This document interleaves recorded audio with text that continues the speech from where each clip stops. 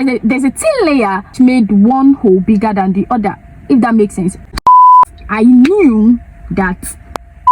And then she tried to put her finger, and her finger did not just go in. Hey guys, welcome back to my channel. My name is Blessing. If you're seeing my face for the very first time, welcome. If now you're subscribed to my channel, please consider subscribing to my channel. Today's video is a story time. This is long overdue. I'm gonna be telling you guys about my childbirth story. So David will be born in a couple of weeks, and I've just been thinking about this time last year I was still heavily pregnant. I just feel like I'm comfortable enough to share this story now. I mean, I've shared it on one day's channel before. I'll link her channel in the description box down below so that you can go watch it and, you know, hear it again. I think I'm comfortable enough now to talk about my birth story, how it happened. I know I did not talk about it on this channel. I'm just gonna tell you how I birthed my baby David. So yeah, without further ado, without rambling too much, I'm sure you are here for the juicy story. Let's get started. I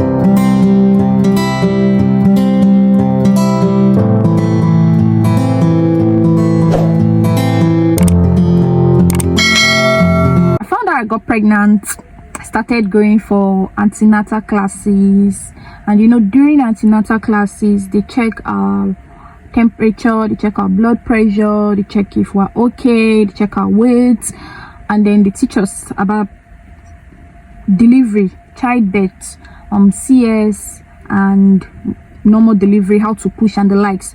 So I started going for antenatal classes around 14 weeks of being pregnant, and up until 38 weeks of being pregnant, nobody checked me. Like, when I mean nobody checked me, nobody actually checked down there to see if I would be able to deliver my baby until I was 38 weeks. When I went for my 38th week doctor's appointment, they checked my weight, checked everything, and the doctor was like, okay, you should be expecting the baby any moment from now. The baby comes, usually full term is 40 weeks, but they can also come between 38 to 40 weeks. 38 weeks, I got to my doctor and he checked, and when he was checking me, I noticed this strange look on his face, like, do you know you have labia fusion?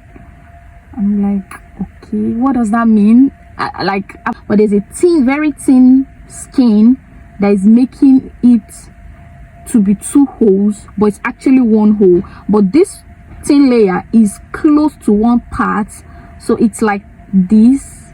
Oh god, okay. So there's a thin layer which made one hole bigger than the other, if that makes sense. So it's supposed to be one hole, but according to what he explained to me in a layman term, I have two holes. One is smaller than the other. The bigger one is obviously the main place where I'm supposed to birth my baby.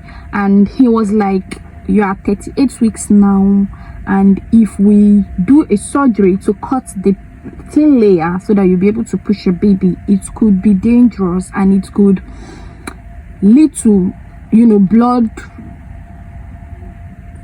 what's the word, there could be blood everywhere, and it may trigger the baby to want to come out, and if the bleeding does not stop, it could affect the baby. So it was a life-threatening situation. It was a life and death situation, basically. So either me or the baby or CS, that was the only option. Remember, I went for antenatal, and then the doctor broke this news to me. It was taking me time to process. I'm like, okay, so when can we do the surgery? He was like, well, we do not advise people to do surgery. To do CS after 40 weeks, it's always ideal to do it between 38 and 40 weeks, and the best time to do the CS is tomorrow. I'm like, I'm sorry, what tomorrow? He said, yes, you need to birth your baby, we have to do the CS tomorrow. Either that, or we take the risk of bringing out your baby and doing the surgery, but there is no way you are going to be able to push out this baby. I'm like, whoa. Okay, I know some people will be wondering, is it that I did not know or what? I knew that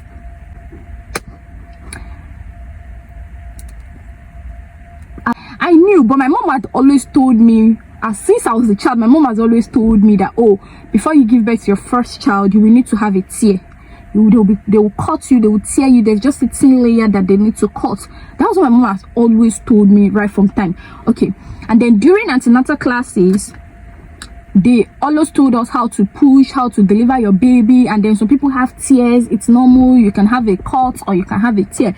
So in my mind, I just put 2 plus 2 together, and I figured, okay, it could be that tear my mom is talking about, so it's normal. Okay, lo and behold, it wasn't normal at all. So I was like anxious. Thank God I had packed my delivery bag at this point.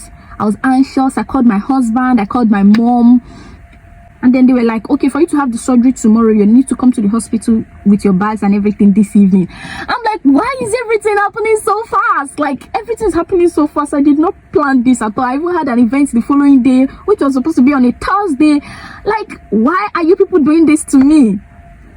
But it has to be done. I spoke to my husband, he gave his consent. I mean, the baby's life is far more important than any other events we have, and we cannot take the risk. It's our first child. And he was like, okay, let's go ahead with the surgery. Have it in mind that I was okay. There was absolutely nothing wrong with me. Everything was great. The baby was doing very well. I was also doing very well. The only issue was that I wasn't going to be able to push the baby because where the baby is going to come out from was very small. That was basically it. So it's called labia fusion. So my labia was fused. Yeah, basically that's just it. And I really did not know, because I just thought, okay, maybe that was how every other lady was, or like, I didn't really think I was different in any way. I didn't. That evening we went to the hospital with my stuff. Novice like me, I had no idea what was going on. They just put cannula on my hands. The doctor was like, okay, you need this for tomorrow, take cannula. I was there. I was scheduled for surgery with another lady the following day. She was also in the ward with me. And then there were other people that had given birth in the ward. So I just came there novice. I didn't know anything. So I was eating. When I was pregnant, I was always hungry. I was always eating. So I think I was drinking malt and biscuit or something. I was just eating. I didn't know where to tell the nurse. The nurses, they're like, oh, you're not supposed to eat anything till after you give birth. You need your bowel to be empty till after the surgery. I'm like, okay, nobody told me. I've already started eating. She's like, no, please don't eat anything anymore. Okay. I was like, okay, fine. That was surgery day. My mom was in the hospital with me. I was not really scared because God has given us words. Like, he has given us prophecies that will go in as one and come as two. I'll carry my baby. So I was not really scared. I called my mother-in-law. She prayed with me. I was okay. Like, I wasn't really scared at this point. I was just on my phone. The following morning, very early in the morning, as about 6 a.m, the nurses came, woke me and the other lady up, asked us to go take our bath and get ready for surgery. And we did that. She told us to bring out our baby's clothes, the first clothes we want our baby to wear when he's born.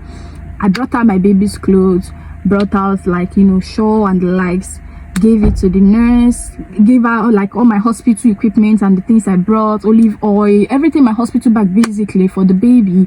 I have a video of me packing my hospital bag. Go check it out if you've not seen it. And I gave it to her. Then I went to the theater. I changed my clothes into the theater robe. And I went in after doing all the documentations. My husband came in, started signing all the documents, and I went into the theater. First time in my life ever going into the theater. And then lo and behold, there were a lot of medical staff there. I didn't expect that. So we had the doctor, we had the surgeon, we had so many nurses, and they're like, open. I did. And when they explained my situation to the surgeon, she was aware of it, but she kind of doubted it. This woman wanted to try me, so she tried to put her finger. If giving birth before, you know that they put their fingers to check, you know, your dilation, to see how wide you are open. And she tried to put her finger, and her finger did not just go in. She was like, wait, what is going on? Why is this? What, like, is this how it is? I said, yeah. Her finger couldn't go in. She tried, and I started to scream because I was in so much pain. How would you be trying to force your finger into somebody's vagina? Like, who does that? I screamed, and then she was like, okay, this is serious. and they gave me this injection. They're like, okay, I should bend down so that my spinal cord will show very well. So I was sitting on the theater table, and I had to bend down so that they will give me this anesthesia or anesthetic injection on my spinal cord. The essence of the injection was to make sure I go numb from my waist downwards, so that when they do the cuts to bring out the baby, I would not feel the pain. That was the whole essence. And bearing in mind, I'm a research person. I like to do a lot of research. So if I knew I was going to have CS, I would have done a lot of research to prepare myself mentally and otherwise. But I didn't do any research because I didn't have time. After the antenatal visit the next day, I just packed my bags and went back to the hospital. So I didn't really have time to research and prepare myself. I did not really know what to expect. So when they gave me the injection, which was supposed to take effect immediately, 2 minutes later, nothing. 5 minutes later, nothing. So they poked my leg with needle or syringe or something to know if I was numb already, or I was still feeling the pain.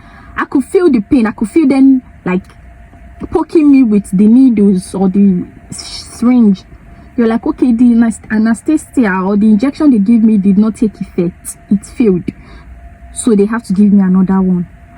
I'm like, what's that? It's so painful. Why do you have to give me another one? I bent down again. They gave me another one. At this point, it was after they gave me the second one, everything changed. Literally everything changed, because they had already tied my hands to the bed. Not like my hands were tied or something. It was pinned to the bed. And all of a sudden, after they gave me that second one, I could not breathe. I lost my breath. I could not breathe. I didn't know what happened at that time. I was just gasping for air. I was like, oh my God. I could not even, I could not open my eyes. I was just like somebody that was about disappearing or something. Oh God, give me grace.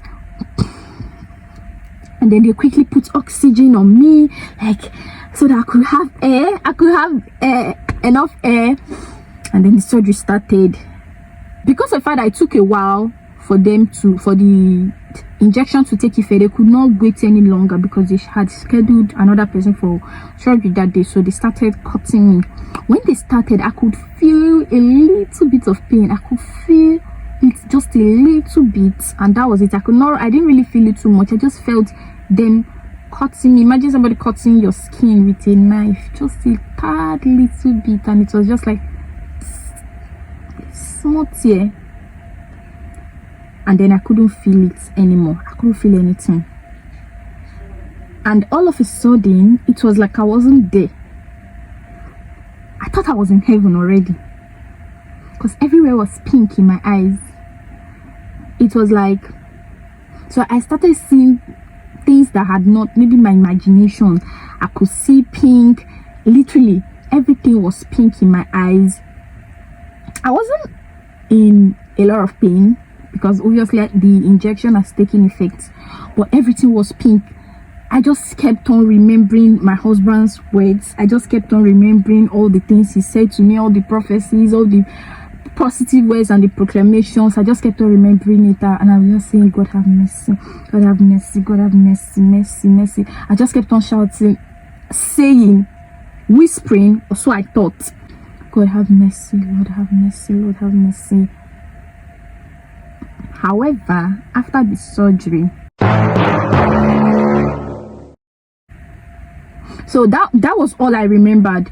The next time I opened my eyes, I was being rolled out of the theater.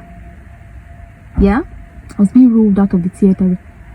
I didn't know what was happening, but I noticed I felt this cold. I was so cold. We were already out of the theater. There was no AC, so they were rolling me back into the ward. But I was so cold. So they were trying to do some documentation afterwards. I didn't know where my baby was. I didn't know anything. In fact, I could not even think of anything at that point. I was just really cold. So I requested for a blanket. They covered me with about 3 blankets. I was still cold. So the nurse explained to me that it's because your system was open. They opened you inside. That is why you are feeling cold. So cold entered you, sort of. So that's why you're cold, but it will get better. They rolled me back into the ward and they just asked me to sleep. Before I came back, close to my rack at the hospital, there were so many drugs, so many injections that my husband has gotten. And if you know me, I don't really like injections, neither do I like taking drugs. But the amount of injections and drugs I took after the surgery, I'd never taken in my entire life. Some were pain relievers, some were for me to, get my blood back, my peace. I did so many tests, PCV, this, that, and then after the surgery, I couldn't do anything. Remember, they had just cut me, the plaster was still there, the wound was still fresh. I didn't eat anything that day. Remember, they didn't let me eat the night before. So I did not eat anything throughout that day because they just opened my belly, literally. So I was on drip. So the drip was supposed to serve as nutrients. And before that, they inserted a catheter. A catheter is like a urine bag because you will not be able to pee. So they inserted a catheter in my private part. So I was peeing on the bed inside the urine bag, basically, because I couldn't do anything. I lay down there till the next day. I didn't see my baby. I remember my sister, my friend, coming to the hospital in the evening, and I asked them, "Where is my baby?" When I woke up in the evening, the surgery happened in the morning, thereabouts. So I think I woke up around 6 p.m. and I had not seen my baby at all. I asked my mom, because she was the only one there with me at that point.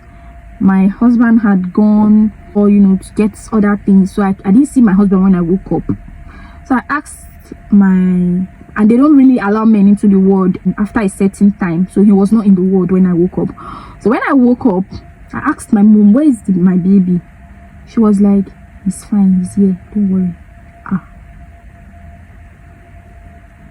And the kind of person my mom is, she's very careful when breaking news. She breaks news in a diplomatic manner. Say someone loses his life and she's the one responsible for calling the family, there's a way she will break down news.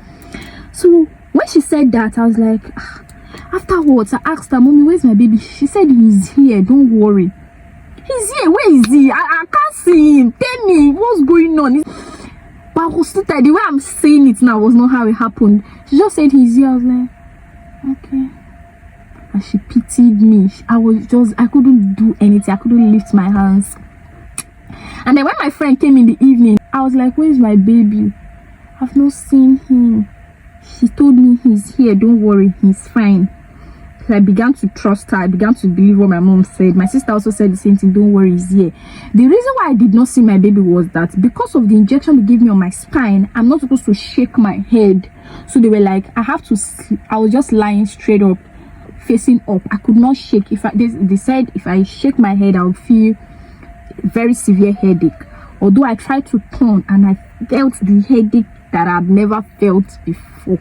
I don't know why. I turned a little. So they were like, "Do not turn, do not shake your head until the injection wears out or wears off."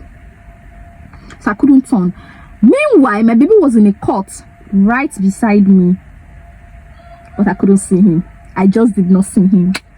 Fast forward till after the surgery, the next day, the nurse came. She cleaned me up because I obviously could not do anything myself, and she tried to make me sit up a bit. It was extremely painful.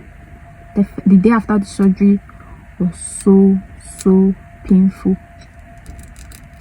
And then because of that I didn't do anything the first day, David was on formula. My mom was feeding him formula along with the nurse. The following day, they're like, "You have to start breastfeeding your baby." I'm like, "I'm still in a lot of pain. You're talking of breastfeeding?" Like, "Yeah, you're gonna have to start putting your baby to breast. Put your baby to breast." But that was what they were singing. "Put your baby to breast." I'm like, okay, cool. So in so much pain, I carried David for the first time the day after he was born, and I started breastfeeding him. Thankfully, the milk came out that day because I got some breastfeeding lactation cookies that I had not taken. I could only take tea, so I bought the tea as well. Thank God I brought it to the hospital because I was like, just in case I don't lactate, I'll have them to, you know, improve my lactation, because I do not intend to give my baby formula. I intend to breastfeed him for like a year. So the first day he took formula, the following day I started lactating. Thankfully, I started breastfeeding him. At this point, I could not walk because of the surgery. I could not walk. So my husband started teaching me how to walk, although I was in so much pain. Gradually, my husband was teaching me how to walk. I could not do anything. I was just thankful to God. I was just thankful for the surgery. Everything was successful. And then the doctor was like, okay, if you want to still do your surgery to remove the labia fusion, you can come 6 months after this your current surgery, so that you'd have healed enough. This is 11 months after. I'm not going there. I have not gone there. Okay, just so you know, I've not gone there for that surgery, because the last surgery I had was extremely painful. Like, I haven't gone there, just so you know, in case you're wondering. No, I haven't. So yeah, that was how I birthed David. It's actually a supernatural birth, because if we had taken the wrong decision of David, of trying to push out David because we want to be Hebrew woman, it may not have ended the way it did. Nobody knows. But we are thankful to God that I'm okay, hale and healthy, alive. And David is okay as well. David is fine, bouncing in the Lord, looking handsome, lovely, active, happy, bubbly. So I just want to encourage anybody thinking, I don't want to have CS because CS is not good. Says who? CS is gonna make me fat. Says who? Have you seen me? Do I look fat? Do I look fat? I don't look fat. I'm not fat. I'm slim. Okay? So remove that idea from your mind that, oh, CS is not good. CS is for the weak. CS is not for the weak. It's for a doctor to prescribe CS. It's a life-threatening situation. Yeah. They don't just prescribe CS, except the mother wants optional CS, because some people feel like, okay, CS is easier for them compared to pushing. I don't know how true that is, but some people prefer to opt for CS. If that is your case, that's different. But if the doctor has prescribed a surgery, that means there could be a complication. There could be a life-threatening situation. That is why he's prescribing CS. So when people tell you they gave birth to CS, it could be a life-threatening situation. So don't look down on women that did not give birth naturally, in quotes. Every birth is natural. Every birth is supernatural, as far as I'm concerned. As long as the mother and the son, or the child rather, they are okay, you're all good. And 6 weeks after, my sister gave birth naturally, and I can tell you the difference. I can tell you the difference. But I just thank God I'm okay. David is fine. As you can see, we're doing very well. I can walk now. I think I started walking after like 4 days, between 4 or 5 days after I gave birth. I could walk. After 3 days, I think the next day after giving birth, I started taking pap. I was only allowed to take pap, tea. Then I took my main meal, I think 4 days after, and I started eating normally. Mind you, we could not take our baths because we had the surgery. I couldn't take my baths because of the plaster for a week. I didn't take my baths after giving birth to David for a week. So we only would clean our bodies with soap, Savlon and the likes. But we did not pour water because of the scar. We needed the scar to heal. So after 2 days, thankfully I didn't have any complications. After 2 days, my plaster was removed, and then I could see the scar. It was really big and I could see it, but that place was numb. I could not feel my stomach. I could not feel that part of my belly at all. Everything in my belly was empty. It felt like a bucket that you put stone inside. Everything was just woggly and shakily and wiggly and jiggly. But after a while, the mark disappeared. I can barely see the mark. I can barely see the scar. It's just like a little cut. Barely see it. I'm okay. I can eat now. I can feel my belly. Everything is fine. Everything is fabulous, and I thank God. I hope you enjoyed this story. I hope you really enjoyed the story. So that was how I dated David the king. That was how I dated him. By the grace of God. That's my supernatural best story. I just thought to share it on my channel because I figured it could actually bless someone. Yeah, I hope you enjoyed watching this video. If you did, don't forget to leave a like button. It makes me know that you actually like this video. Subscribe to my channel because it will make YouTube know that you're also enjoying the video, and it will recommend the video to other viewers as well. Thank you for watching. I'll see you in my next one. Bye.